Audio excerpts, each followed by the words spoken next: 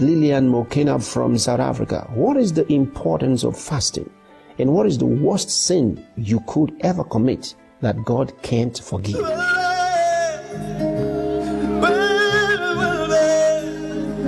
Déjate abrazar por la presencia de Dios ahí donde tú estás.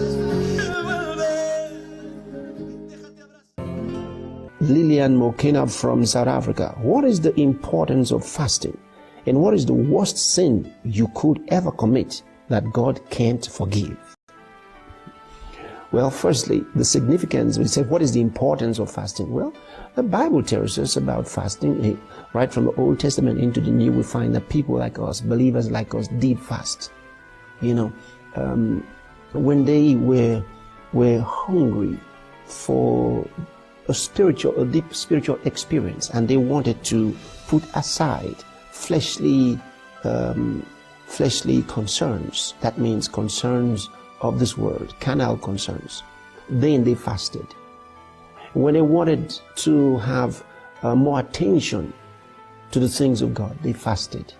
And when they were praying and they wanted to turn their antenna to God, in other words, to be able to hear the Spirit of God better and not be influenced by the environment, they fasted.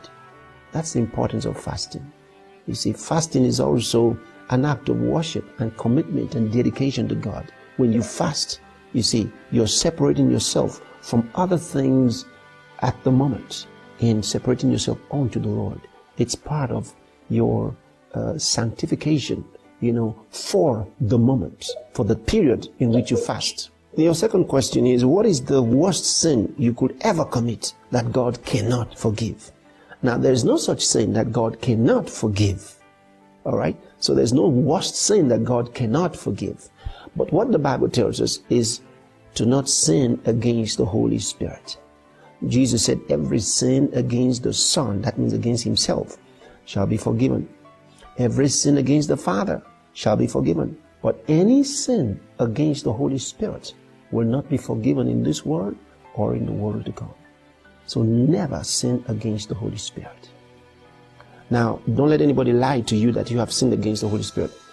To be clear, no child of God will sin against the Holy Spirit. It's not a sin that just happens. No. It's something of an abuse of the Holy Spirit, insulting the personality of the Holy Spirit, knowingly, you see.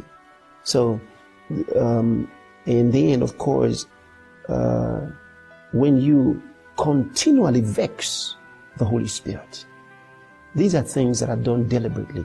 They're not things that you mistakenly do. So don't let the devil deceive you and make you think you've sinned against the Holy Spirit. Now, this has happened to many people.